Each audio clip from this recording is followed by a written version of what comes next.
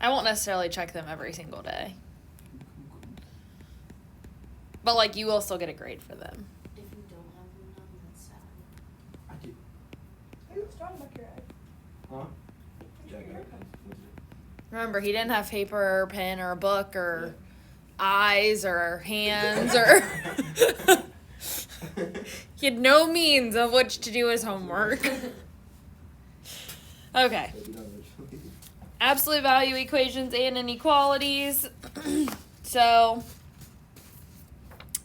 we're starting with just deciding if the given number is a solution to the equation. So, something like number 8. The absolute value of 17 minus 8r is equal to 15. And they want us to check it for 4. So remember, absolute value makes everything positive. So our answer and the absolute value can either come out to be positive 4 or negative 4. Not 4, 15. And then it'll make it true. Okay, so 17 minus 8 times 4. So that's 17 minus 32. Which is negative 15 in the absolute value, which ends up being positive 15. So this one is a solution.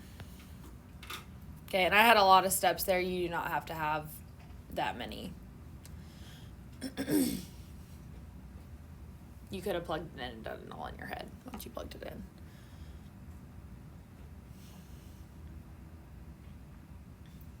So if it had come out to be anything other than 15 or negative 15, it would have not been a solution. So I just write no solution for that.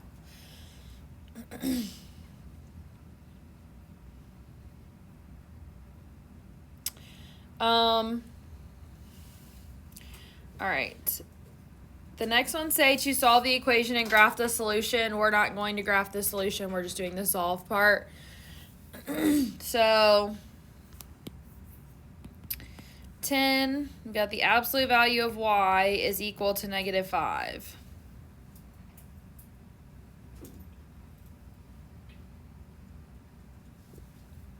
What do you notice about this problem? There's no coefficient. Okay, that is true. Wait, isn't like y, negative y equals negative 5 and y equals negative, or y equals... Can an absolute value ever be negative? Nope. No. Wait. So this is a problem. Okay. So this problem would be a no solution problem. Oh, that's what...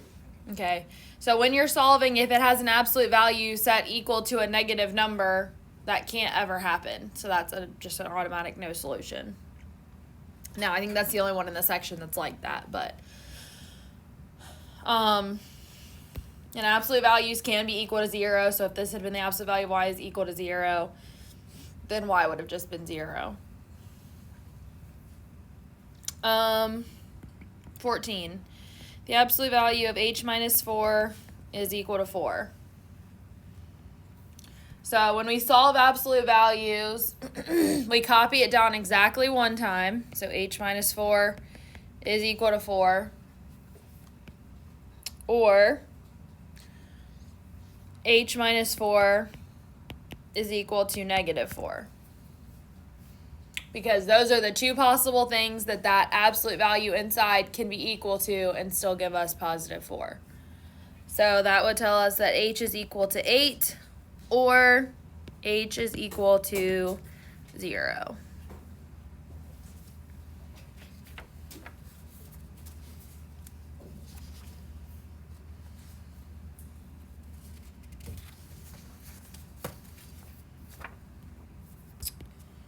See,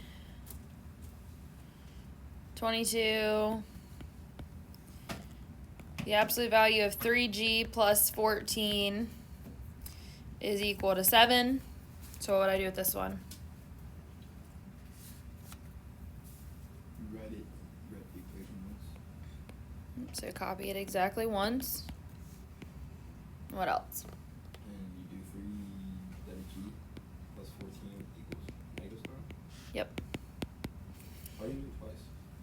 Because absolute value can have two things that give you the same value. Because if this inside part is equal to -7, or if this inside part is equal to +7, this answer is going to be +7. So that's what we're trying to find, is what makes that true. And absolute value makes everything positive, so we can have a negative or a positive value. So 3g is equal to -7. G is equal to -7/3. Bless you. Or on the other one, 3g is equal to -21.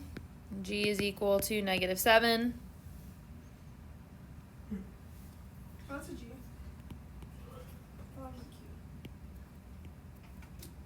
It can be whatever your heart desires, as long as you use the same thing throughout the problem.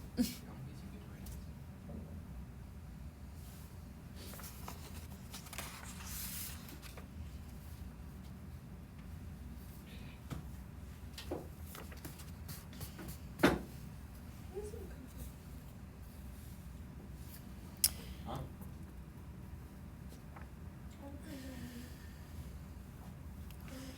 I still not talking back about yours.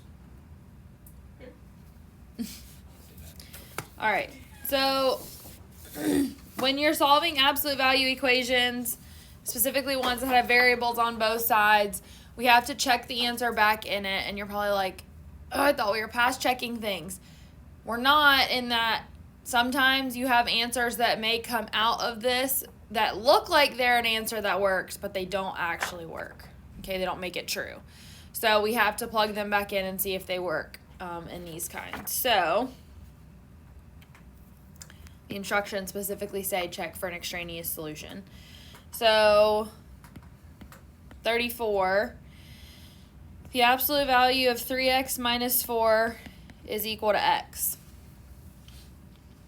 So these are going to work the exact same way as the other ones, except for once you get your answers, then you have to take those and plug them back in and see if they actually work. So 3x minus 4 is equal to x, or 3x minus 4 is equal to -x.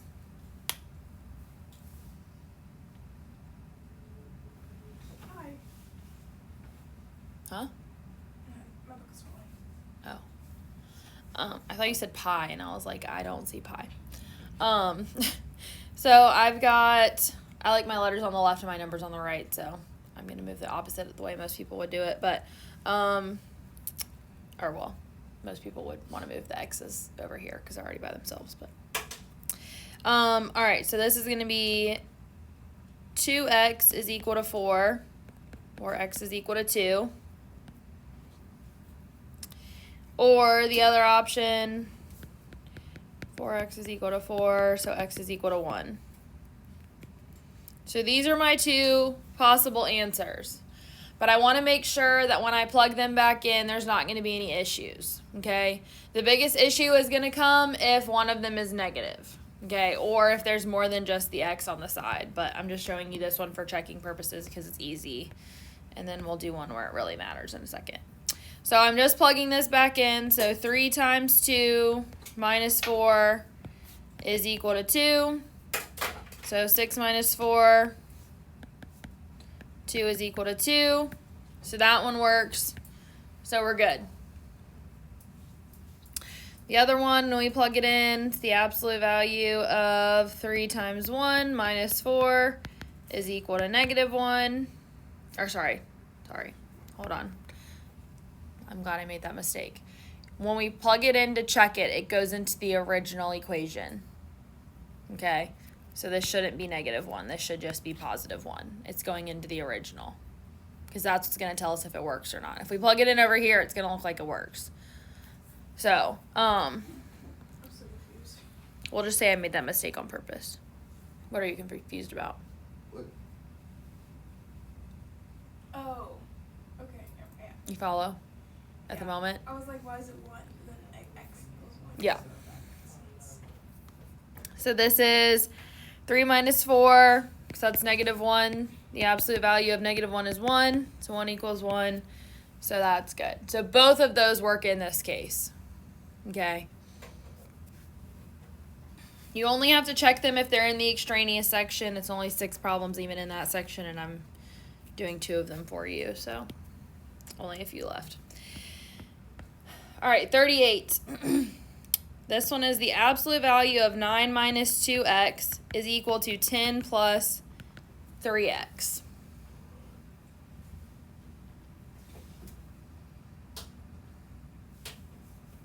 So, again, works the same way. So we copy it down directly. So 9 minus 2x is equal to 10 plus 3x. The other option when we do it is 9 minus 2x is equal to, we have to make this side negative. So there's a negative going on both pieces. Okay, so this is going to be negative 10 minus 3x. So then I'm going to have negative 5x is equal to 1. X is equal to negative 1/5. Or over here, x is equal to negative 19. And so I'm going to check those. I should be a little bit on alert because there are negative numbers there and my right side can't be negative. So I need to be, you know, hey, I need to be checking this. How was it negative 19?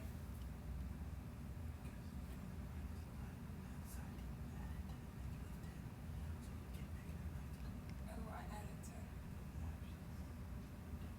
Well, even if you added 10, you would have had a negative on the right side and had to divide by a negative. Oh, All right, so again, very important that it's going into the original. So the absolute value of 9 minus 2 times negative 1/5 is equal to 10 plus 3 times negative 1/5. So this is going to be, I'm going to rewrite this as 45/5 so that I can combine this stuff. Trying to not write as much as I can. So 45 plus 2, so that's going to be 47/5, and the absolute value is equal to I'm going to rewrite this one as well as 50/5. So that's going to be 47/5. Okay, so those are good. So this one works. Okay, so even though that one was negative, it still made it a true statement.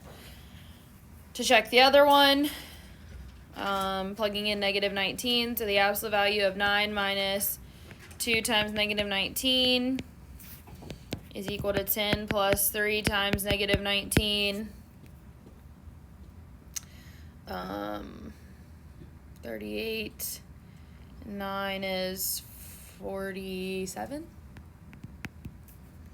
So the absolute value of 47 is equal to 3 times 19 is negative 57, plus 10 is negative 47.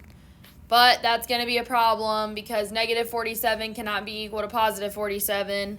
So this one we label as extraneous. Okay, so make sure you label it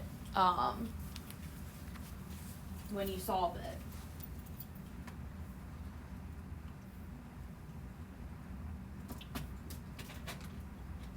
Don't just leave it and be like, oh, it's fine. It's not fine. Oh, I still want to see the answer. Don't go and be like, oh, I'm just going to erase it off my paper because I'm not going to even think you looked at it, okay?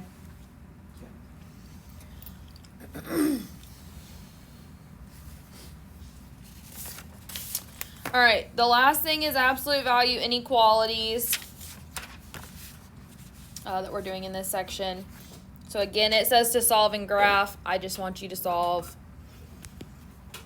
So 46, the absolute value of n minus 11, greater than or equal to 1. So when we do absolute value inequalities, we still copy it down exactly once. So n minus 11 is greater than or equal to 1. For the other option, though, when we bring it down and we change the sign on this, we also have to flip the sign. Okay, because it's kind of like dividing by a negative. So this is going to be n minus 11 is less than or equal to negative 1. You wrote 1 by accident. You wrote 1 by accident. 11. Oh. Too many things happening on there. Alright, so at 11, n is greater than or equal to 12. Or n is less than or equal to 10.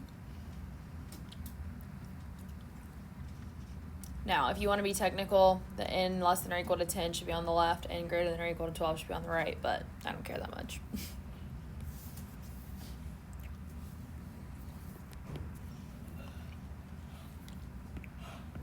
One more, and we'll be done. The absolute value of f plus 6 is less than 2.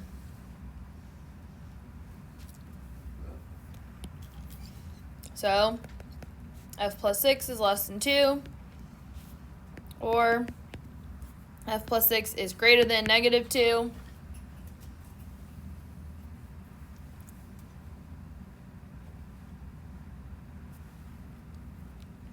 So f is less than negative 4.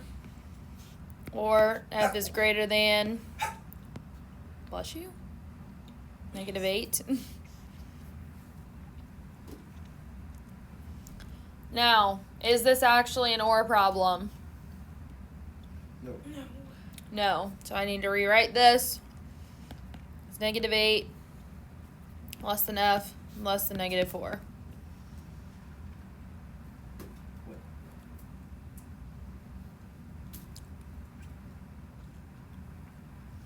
So my f is in between those two things. Because f is less than negative 4, but it's greater than negative 8. So it would be going together.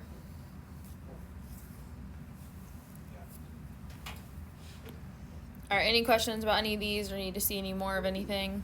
Are we good to go? Sweet.